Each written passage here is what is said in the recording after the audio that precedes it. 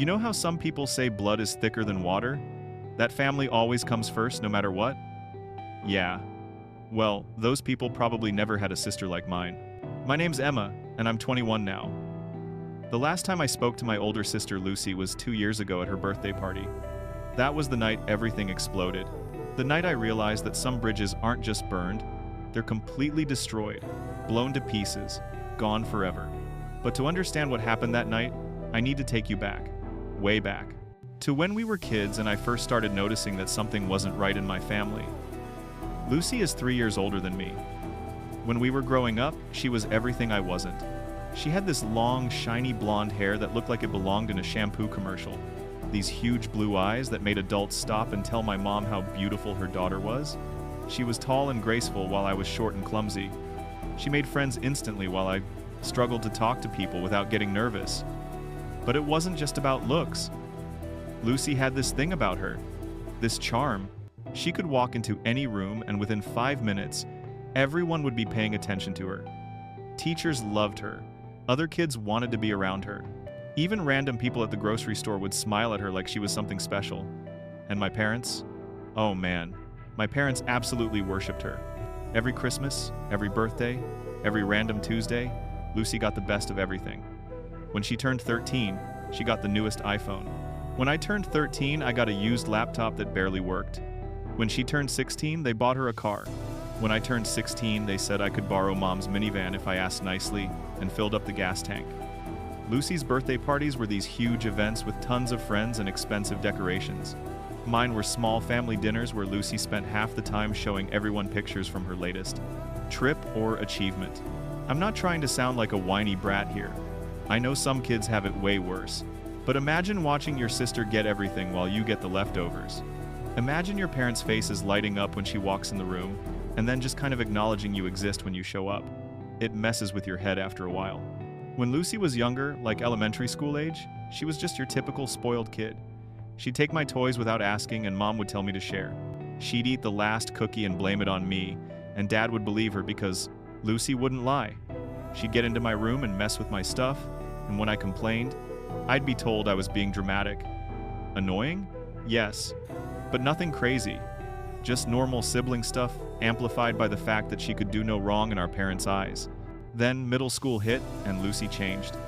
She got meaner, more calculating. She figured out that she could use her golden child status to hurt me in ways that nobody would believe. It started small. She'd tell her friends that I was weird, that I talked to myself in my room, that I didn't have any friends because something was wrong with me. Her friends would see me at school and whisper to each other, then giggle. I'd hear my name followed by laughter. When I asked Lucy why she was saying those things, she'd get this innocent look on her face. I'm worried about you, Emma. I'm just trying to help. Maybe if you tried being more normal, people would like you better. The lies got bigger as we got older.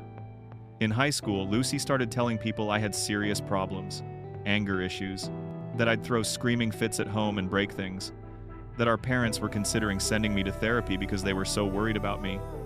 None of it was true. I was actually a pretty quiet kid. I spent most of my time reading or doing homework. I didn't have a ton of friends, but the ones I had were good people.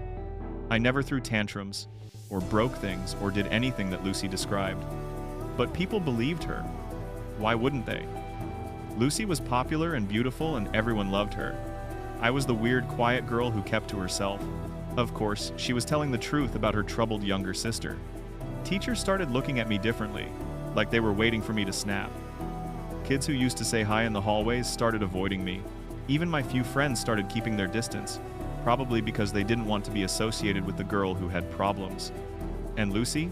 She'd hug me in the hallways and tell everyone how much she loved me, how she was trying so hard to help me get better, how it was so difficult having a sister who struggled so much, but she'd never give up on me.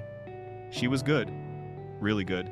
She'd convinced everyone that she was the caring older sister trying to help her mentally unstable younger sibling, and I was stuck in this role I never auditioned for, unable to defend myself, because anything I said just made me look crazier.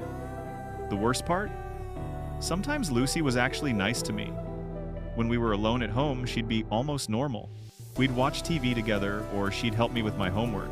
She'd laugh at my jokes and act like we were real sisters who actually liked each other. Those moments confused me. Made me think that maybe I was imagining how bad things were. Maybe she did care about me and just had a weird way of showing it.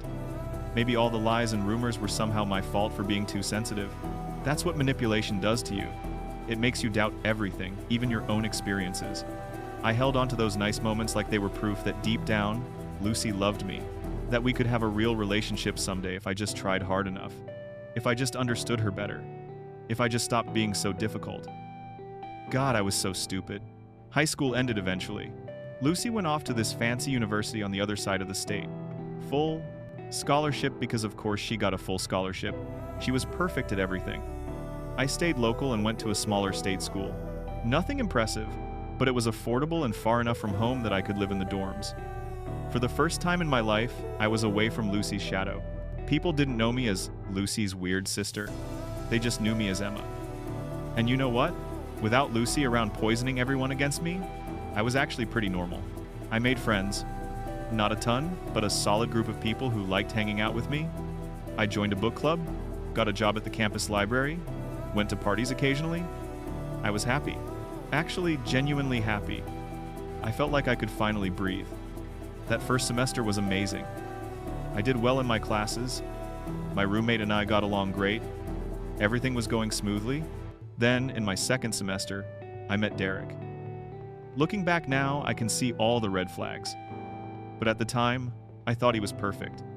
He walked into my English literature class on the second day of the semester. The professor was already talking, so Derek tried to sneak in quietly, but everyone turned to look at him anyway. He was hard not to notice, probably 6'2", athletic build, dark hair styled in that intentionally messy way that somehow looked good. He had on a football jersey, and I recognized the number as one of the starting players. He scanned the room for an empty seat, and his eyes landed on the one next to me. He smiled, and I swear my heart stopped for a second. "This seat taken?" he whispered as he slid into the chair. I shook my head, not trusting my voice to work. "Thanks. I'm Derek." "Emma," I managed to squeak out. That was it. That was the moment I became completely pathetic. Over the next few weeks, Derek and I developed this easy friendship. He'd always sit next to me in class. We'd pass notes when the professor was boring, making fun of the overly serious way she analyzed every single line of poetry. We'd compare our thoughts on the assigned readings, usually disagreeing, but in a fun way that made me feel smart instead of stupid. After class, we'd sometimes grab coffee. He'd tell me about football practice and how exhausting it was balancing sports with school. I'd tell him about my job at the library and the weird people who came in. We just clicked, you know? Conversations felt natural and easy in a way they never had with anyone else. Derek started inviting me to things outside of class, study sessions at the library, lunch at the dining hall, and then, the big one, parties at his apartment. I'd never been much of a party person. The few high school parties I'd gone to had been awkward experiences where I stood in a corner nursing a drink while everyone else had fun. But Derek's parties were different. Maybe because he made sure to include me, introducing me to his friends and keeping me involved in conversations. His friends were actually pretty cool. They treated me like I belonged there instead of like the weird girl who somehow got invited. For the first time ever, I felt like part of a popular crowd. It was intoxicating. As the semester went on, I started noticing things. Little things that made my heart race and my stomach do flips. The way Derek would lean in close when we talked, even when the room wasn't loud. How he'd text me random things throughout the day, funny videos, memes, stupid jokes. The way his face would light up when he saw me walking toward him across campus. My roommate noticed too. "That guy is totally into you," she'd say whenever I mentioned him. "You think so?" I'd ask, trying not to sound too hopeful. "Emma, he literally walks you home from every party. He bought you soup when you were sick. He ditched his teammates to study with you for midterms." "Yes, I think so." I let myself believe it. Let myself imagine what it would be like to date Derek. To be the girl who got the hot football player. To finally have something good happen to me. The semester was coming to an end, and I could feel something building between us. The tension got stronger every day. Every conversation felt charged with possibility. Every accidental touch sent electricity through me. The last day of classes arrived, the day of our English literature final. We walked out of the exam together, both relieved to be done with what had been a surprisingly difficult test. "I can't believe the semester's over already," Derek said as we crossed campus. The weather was perfect, sunny but not too hot, with a light breeze that felt amazing after being stuck in a stuffy classroom for 2 hours. I know. It went by so fast. I'm gonna miss having class with you, he said, and there was something in his voice, something nervous and excited at the same time. My heart started pounding. This was it. This was the moment I'd been waiting for all semester. Yeah, me too, I said, trying to sound casual, even though I felt like I might explode. We stopped walking. Derek turned to face me, running a hand through his hair in that nervous gesture I'd come to recognize. So, Emma, I wanted to ask you something, he started, his eyes meeting mine. And then I heard it. That voice that had haunted me for years. Derek. No. I turned around and there she was. Lucy, walking toward us with her perfect hair bouncing and her perfect smile bright and her perfect outfit looking like it came straight out of a magazine. Lucy? The word came out strangled. What are you doing here? She pulled me into a hug that felt more like a trap closing around me. Surprising my favorite little sister. I wanted to see you before you came home for winter break. Plus, I heard so many good things about this campus, I had to check it out. Lie. Complete lie. She'd never mentioned visiting, never expressed any interest in my school. She was here for a reason, and I was about to take out what it was. Lucy turned to Derek, and I watched it happen in slow motion. The moment her eyes met his, the way she tilted her head slightly, making her hair catch the sunlight, the smile that wasn't quite her normal smile. This one was softer, more intimate, designed to draw someone in. And who's this? She asked, even though she obviously knew he was someone important, or she wouldn't have interrupted. Derek, he said, and his voice had changed. There was a note in it I'd never heard before. Interest, attraction. I'm in Emma's English class. Just her English class friend? Lucy extended her hand for a handshake that lasted way too long. From the way she talks about you, I thought you might be something more. I wanted to die. Right there on the sidewalk, I wanted the ground to open up and swallow me whole. I'd never told Lucy about Derek. I'd learned years ago not to tell her about anything important to me because she'd find a way to ruin it. Oh, really? Derek looked at me with surprise. Oh, yes, Lucy continued, her hand finally releasing his. Emma tells me everything. We're super close, aren't we, Em? Em. She'd never called me Em in her life. Sure, I said weakly. So what were you two up to? Lucy asked, positioning herself slightly between us in a way that felt both casual and strategic. Just finished our last final, Derek said, still looking a bit dazed. The Lucy effect was already working. Oh, finals. That must be so stressful. Derek, you look like you could use a break. Have you eaten? Emma and I were about to grab food. You should join us. I hadn't agreed to get food. We hadn't made any plans. But suddenly we were walking toward the campus dining hall, Lucy chatting away with Derek about football and classes and his major, asking him questions and laughing at his answers like he was the most fascinating person she'd ever met. I trailed slightly behind, feeling invisible, watching my sister work her magic on the guy I'd spent months getting close to, the guy who'd been about to ask me out before she showed up. At the dining hall, Lucy made sure to sit next to Derek. She asked him about his hometown, his family, his plans after graduation. She told stories about her own college experience, making everything sound adventurous and exciting. She touched his arm when she laughed, played with her hair, did all the things I'd seen her do 100 times before when she wanted someone to notice her. And Derek, he ate it up. His attention shifted completely from me to her.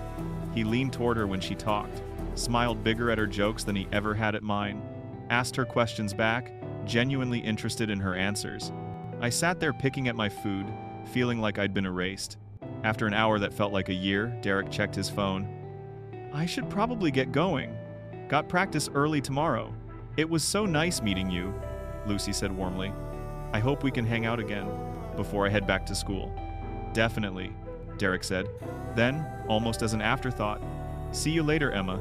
He left, and I was alone with Lucy for the first time. He seems nice, she said innocently, sipping her drink. What are you doing here, Lucy? Really? I told you. I wanted to visit my sister.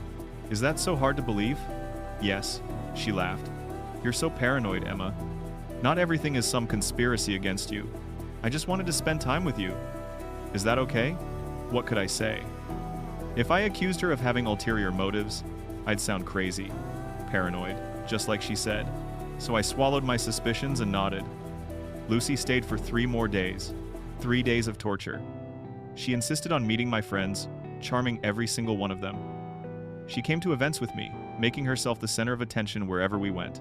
And worst of all, she kept running into Derek around campus. "What a coincidence!" she'd exclaim every time, as if this campus wasn't big enough that random encounters would be extremely unlikely. By the time she left to go back to her own school, something had shifted. I could feel it.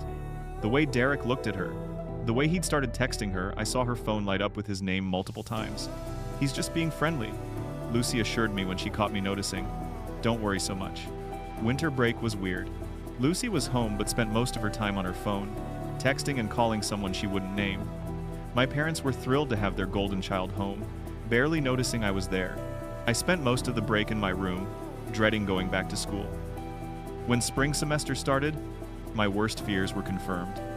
I saw them together on the first day back. Derek and Lucy, walking across campus hand in hand. She was wearing his football jacket. He had his arm around her shoulders. They looked like the perfect couple. My stomach dropped so hard I thought I might actually be sick. I tried to walk past without them noticing me, but Lucy saw me. Of course she did. "Emma, hey!"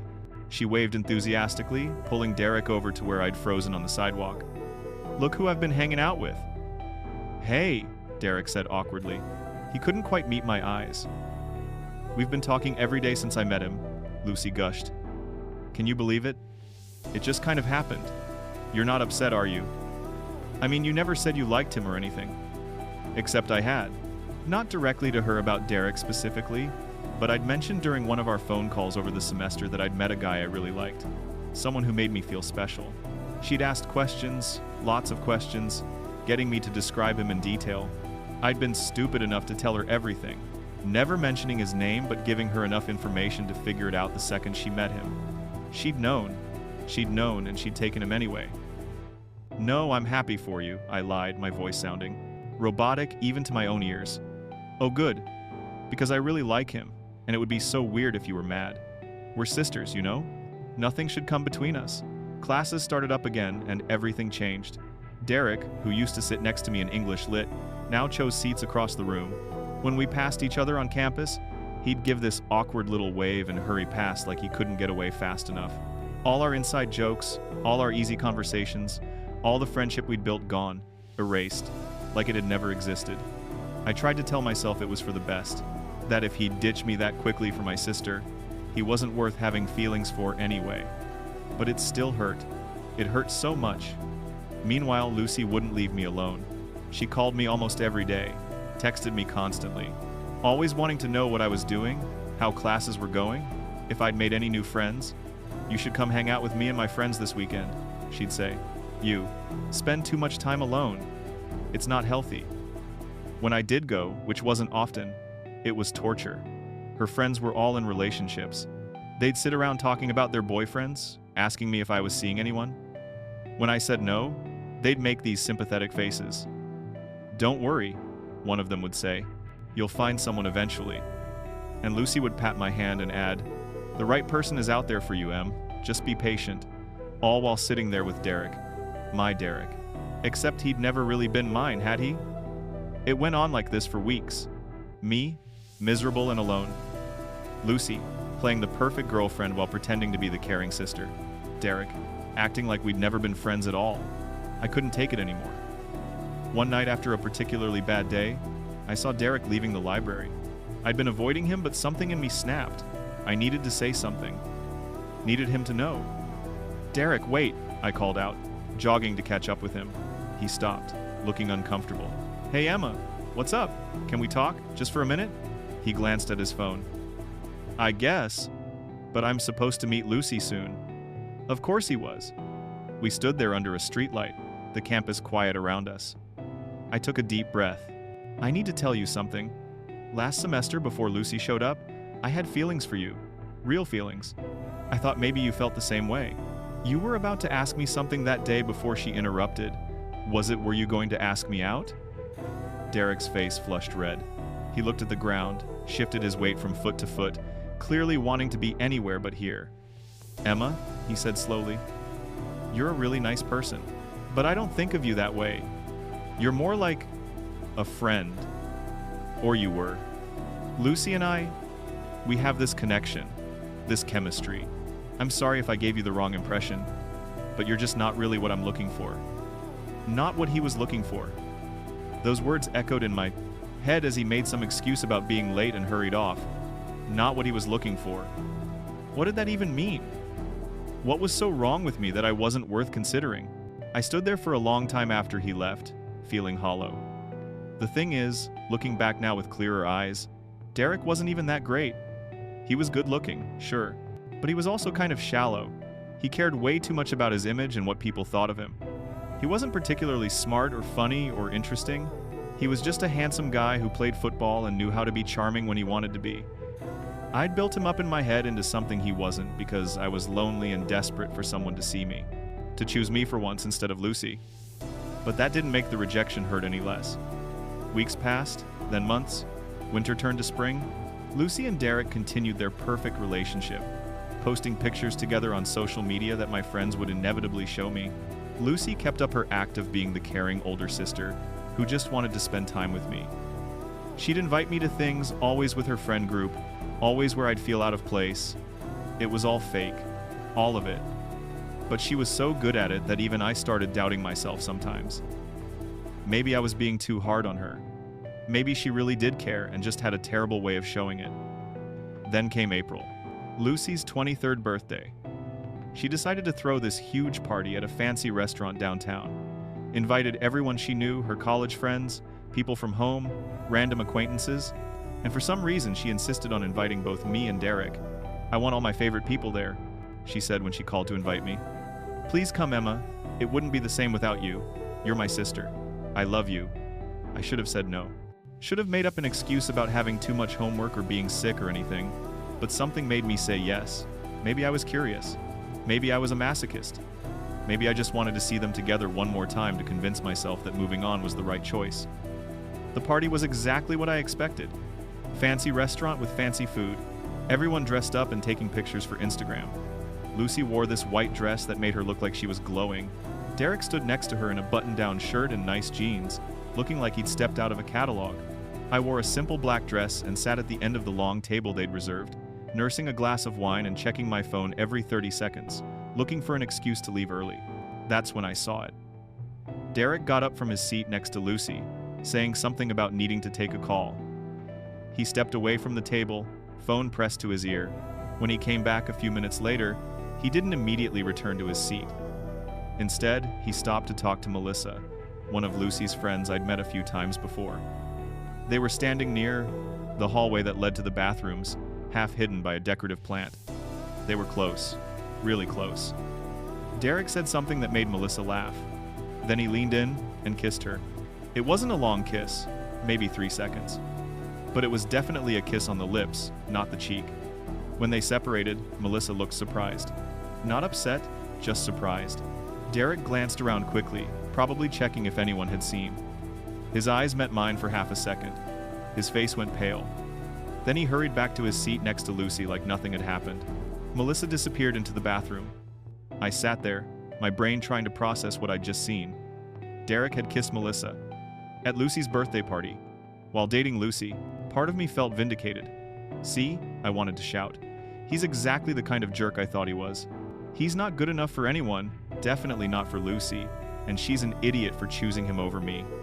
But another part of me felt something darker, something that made me feel sick with myself even as the thought formed. This was my chance to hurt Lucy the way she'd hurt me. My chance to finally get revenge for years of manipulation and lies and cruelty. I knew it was wrong, knew it even as I formulated the plan. But I was so angry, so tired of being the one who always got hurt. Derek left the party early, claiming he had football practice early the next morning. Lucy pouted and kissed him goodbye, making a big show of how much she'd miss him. Once he was gone, I waited about 20 minutes. Let Lucy get absorbed in conversations with her friends, taking birthday selfies, opening presents. Then I approached her. "Hey Lucy, can I talk to you for a second? Alone?" She looked surprised but pleased. "Of course, is everything okay?" We stepped outside the restaurant. Lucy looked beautiful in the streetlights, her white dress almost glowing. "What's wrong?" she asked, with what looked like genuine concern. I need to tell you something about Derek. I made my voice shake slightly like I was nervous. I'm so sorry. I didn't want to ruin your birthday, but I thought you should know. I saw him kissing Melissa. Inside, like 20 minutes ago. Lucy's expression changed instantly. The smile vanished. Her eyes went wide. What? I saw them near the bathroom hallway. He kissed her. I'm really sorry, Lucy. I know how much you care about him. For a moment, just a moment, I saw real pain cross her face. Then it hardened into something cold and angry. Are you absolutely sure? She asked, her voice dangerously quiet. I saw it with my own eyes. I wouldn't lie about something like this. Lucy didn't say anything else, just pulled out her phone and started dialing. She walked further away, pacing wildly as she talked to someone. Then she hung up and immediately called someone else. I went back inside, my heart pounding. Part of me felt powerful. I'd finally done something to hurt her. But part of me felt sick, because even though Lucy had been terrible to me, I'd just done something potentially devastating to her. Lucy's friends were starting to get phone calls. I watched as their expressions changed, watched them whisper to each other, watched them all start looking at me. One of them, a girl named Rachel, came over to me. Did you tell Lucy that Derek kissed Melissa? Yes, I saw it happen.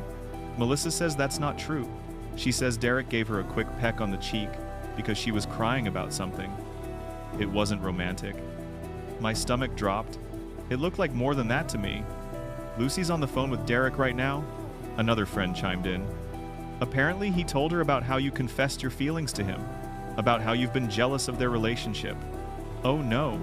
The other friends were all staring at me now, judging me. This is really messed up, Emma, Rachel said. You tried to break them up because you're jealous. You need to leave. Another friend cut me off. Lucy came back inside. Her eyes were red and her mascara was slightly smudged. When she saw me, her expression transformed into something I'd never seen before. Pure rage mixed with hurt. How could you? She said, loud enough that the entire restaurant went quiet. Everyone turned to look at us. How could you try to ruin my relationship because you're jealous? Lucy, I really saw... Stop lying! Tears started flowing again, but her eyes stayed cold. I've spent years defending you, years telling people you weren't crazy. I've invited you to things, tried to include you, and this is how you repay me? By making up lies about my boyfriend? Everyone was watching, all of them seeing Lucy, beautiful and hurt and crying, confronting her troubled younger sister. You've been making my life hell since we were kids, I said, my voice shaking. You spread lies about me. You turned people against me. You took Derek just because you could. You've never actually cared about me? That's not true, Lucy said. But she wasn't looking at me. She was looking at her friends, making sure they saw her pain. I've always loved you. I've tried so hard to have a relationship with you, but you've always been so difficult. So jealous of everything I have. You're unbelievable, I said. You actually believe your own lies, don't you? Get out, Lucy said, her voice cold as ice. Get out of my party. Get out of my life. Don't call me, don't text me, don't contact me ever again. I'm done. We're done. I grabbed my purse and walked out of that restaurant while everyone stared at me like I was the monster. The drive home was a blur. My hands were shaking so badly I could barely hold the steering wheel. Had I really seen Derek kiss Melissa? The more I thought about it, the less certain I became. It had happened quickly. Maybe I'd misinterpreted what I saw. Maybe my anger had made me see something that wasn't there. Or maybe it had happened exactly as I remembered, and they were all lying. I didn't know, couldn't trust my own memory anymore. When I got back to my apartment, my phone was exploding with messages. Lucy's friends, calling me every name in the book, telling me I was toxic, that I needed help, that I'd always been jealous. Lucy sent messages too, long paragraphs about how disappointed she was, how she'd tried so hard to be a good sister despite all my issues. I blocked all of them, every single number. The next morning, I had a message from Derek. I can't believe you tried to break us up. I actually thought we were friends, Emma. Lucy is amazing and doesn't deserve this. Neither do I, honestly. Lose my number. I blocked him too. Over the next few days, word spread across campus. Someone wrote liar on my dorm room door. I got emails from people I didn't even know. Lucy played the victim perfectly on social media. She posted about toxic family members and cutting people out for your own mental health. The comments were full of support. everyone telling her how brave she was. My parents called. Lucy had already told them her version of events. "How could you do this to your sister?" my mom demanded. "You don't know what actually happened," I tried to explain. "We know exactly what happened," my dad said. "Lucy told us everything. This jealousy has gotten out of control. We think you need professional help." "I don't need therapy. Lucy has been making my life miserable for years and you never notice because she's perfect in your eyes." "Don't talk about your sister like that," Dad said firmly. "She loves you, but you need to take responsibility for your actions." I hung up on them. That was 2 years ago now. 2 years since I've spoken to Lucy. I'm 21 now, transferred to a different school because I couldn't handle being on the same campus where everyone knew me as that crazy girl. My new school is smaller, quieter, and has zero connection to Lucy. I made new friends who don't know anything about my family drama. Got a therapist who helped me understand that what Lucy did was abuse. Emotional abuse, manipulation, gaslighting. My parents and I barely talk now. We exchange texts on major holidays. They still think I need to apologize to Lucy. They don't understand that there's nothing to fix. I heard that Lucy and Derek broke up about 6 months after her birthday. Apparently, he actually was cheating on her. Not with Melissa, but with some girl from his hometown. Part of me felt vindicated when I heard that. I was right about him, but mostly I just felt tired. Because even if I had been right about Derek being a cheater, it didn't change what I'd done. I'd lied to Lucy to try to hurt her. That's the thing about revenge. It doesn't actually make you feel better. It just makes you more like the person you hate. Lucy still tries to contact me sometimes. Birthday messages, holiday texts. They all say the same thing. "I love you. I miss you. I hope we can work things out someday." But I know better now. Those messages aren't about love or family. They're about control. I don't respond. Haven't responded in 2 years. Sometimes people ask if I have siblings. Usually I say no. It's easier than explaining. Do I miss having a sister? I miss the idea of having a sister. Miss the fantasy of what our relationship could have been. But do I miss Lucy specifically? No, I don't. Not even a little bit. She'll always need to be the center of attention, the golden child. She'll probably spend her entire life convinced that she's the victim in our story. And honestly, I'm okay with that. She can tell whatever version of events makes her feel better. I know what I lived through. I know the years of manipulation and lies. I know that cutting her out of my life was one of the hardest and best decisions I ever made. Because here's the truth. Sometimes the people who hurt you most are the ones you're supposed to love. Sometimes your family is toxic, and the only way to protect yourself is to walk away. I'm better now than I was 2 years ago. Happier, more confident. I have real friends who actually care about me. I'm doing well in school. Got an internship I'm excited about. Started dating someone who's kind and genuine and nothing like Derek. My life isn't perfect, but it's mine. And Lucy isn't in it anymore. That night at her birthday party, when she told me to get out of her life, she probably thought she was punishing me. But really, she gave me permission to finally let go. So no, I haven't spoken to my sister since she betrayed me. But the truth is more complicated than that. Because the real betrayal wasn't what happened at her birthday party. It was every day of the 18 years before that, when she slowly destroyed my sense of self-worth and convinced everyone around me that I was the problem. The birthday party was just the final straw. And walking away from her was the best thing I ever did.